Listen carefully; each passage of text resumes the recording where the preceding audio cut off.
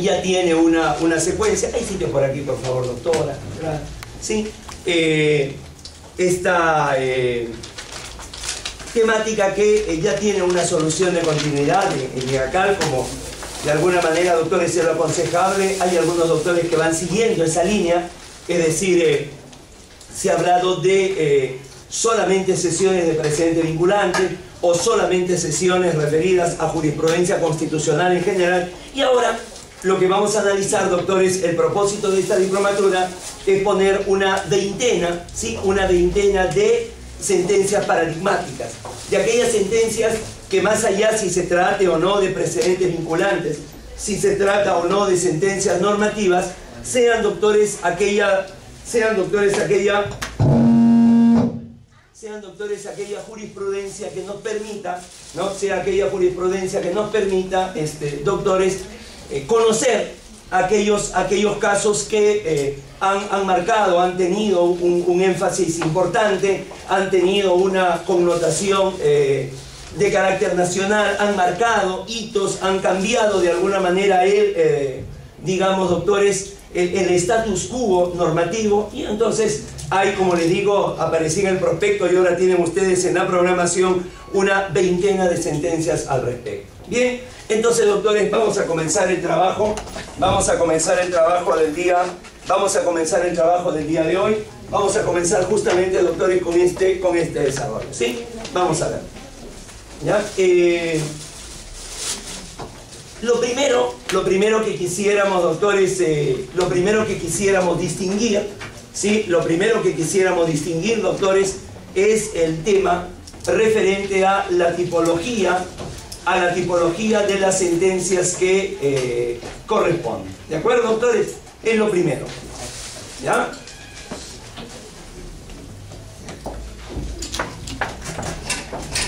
Vamos a ver, doctores. En esta primera sesión, doctores, lo que pretendemos, Lady, lo que pretendemos en esta sesión, doctores, es primero tener un marco general y de ahí comenzamos a desagregar.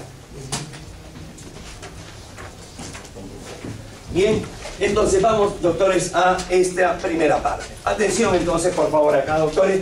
Vamos a tratar de quebrar con esta sesión, doctores, el mito del PowerPoint, ¿no? Esa necesidad de que todo esté en PowerPoint. En algunos casos es muy útil. Por ejemplo, la próxima semana ustedes lo van a tener. Pero definitivamente para estas cosas que creemos o consideramos, doctores, que es mucho mejor que podamos, doctores, construir el cuadro todos nosotros, ¿sí? Juntos. Vamos a ver entonces en esta parte. A ver, doctores. Entonces, cuando nosotros hablamos, doctores, de jurisprudencia, ¿sí? Cuando nosotros hablamos de jurisprudencia, ya, doctores, vamos a establecer aquí algunas características que le son propias, ¿de acuerdo? Para hablar de jurisprudencia, doctores, hay dos requisitos, sin los cuales, insisto, no se podría hablar del tema de jurisprudencia. La primera gran característica que se tiene en jurisprudencia, son dos. La primera que se tiene es que la jurisprudencia viene a ser, por sobre todo, viene a ser, doctores, el fallo que da un máximo órgano jurisdiccional. Si estamos hablando en el caso del Poder Judicial, estaríamos hablando de la Corte Suprema. Pero si estamos hablando, doctores, de la jurisdicción constitucional, estaríamos hablando del Tribunal Constitucional. ¿De acuerdo? Entonces, doctores, en sentido restrictivo, en estricto rigor, jurisprudencia no es cualquier fallo, no es cualquier sentencia, sino viene a ser aquel fallo, aquella sentencia que establece, insisto, el órgano supremo, del mayor jerarquía, el órgano jurisdiccional de mayor jerarquía. ¿De acuerdo? Y en segundo lugar, el segundo gran requisito que tiene la jurisprudencia, doctores, es que debe ser un fallo reiterado, es que debe ser un fallo repetido, es que debe ser un fallo que se sostenga en el tiempo en una misma línea jurisprudencial. Entonces, doctores, esa secuencia, esa sostenibilidad, esa permanencia en el tiempo, a eso, doctores, es lo que se conoce, ¿sí? A eso, doctores, es lo que se conoce bajo el nombre de jurisprudencia.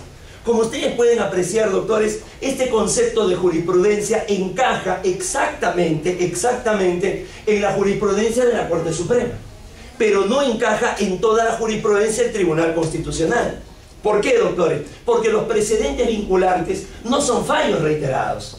Los precedentes vinculantes vienen a ser el primer fallo que se da en una materia.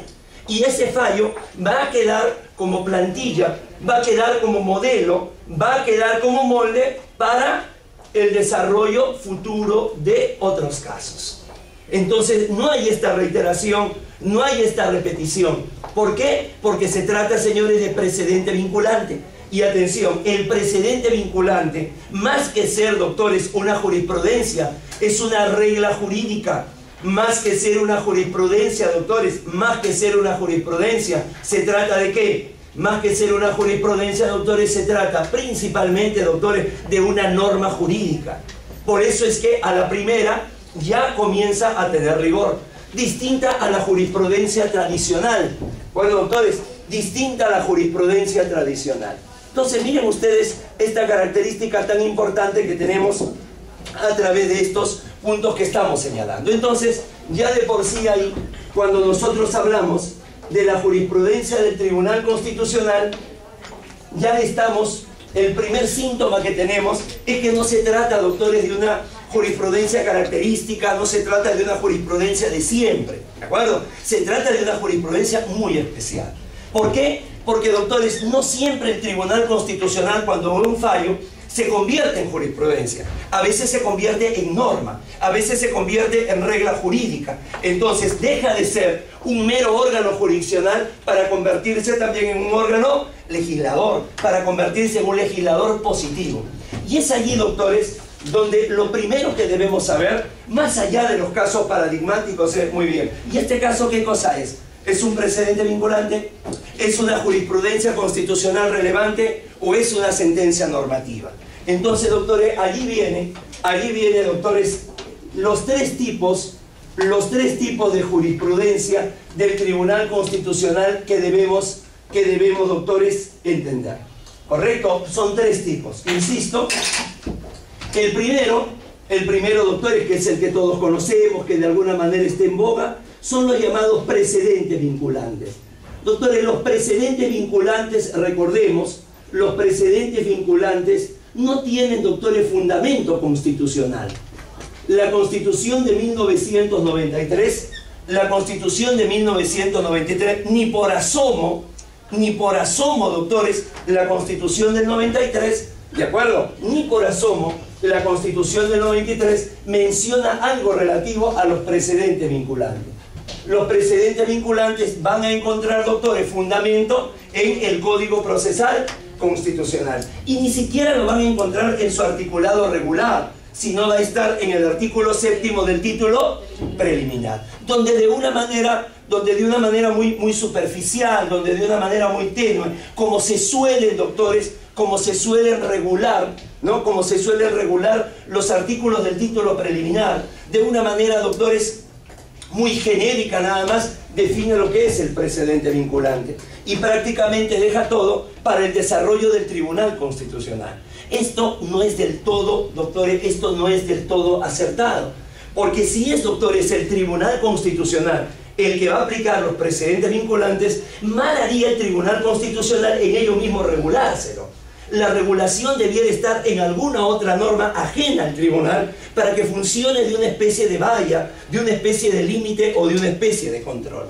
Entonces, esto no tenemos base constitucional, y donde aparece en el Código Procesal Constitucional del año 2004, aparece, doctores, insisto, en el artículo 7º, así, con romanos, como se suelen escribir en los títulos preliminares, en el artículo 7º del título preliminar.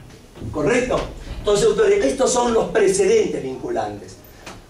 Ahora, estos precedentes vinculantes han sido regulados íntegramente en la propia jurisprudencia del Tribunal Constitucional.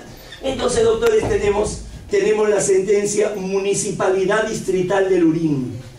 ¿Correcto? Esta sentencia, la sentencia Municipalidad Distrital de Lurín, donde en esta sentencia el Tribunal Constitucional aprovecha para dar todos los lineamientos referentes al precedente vinculante.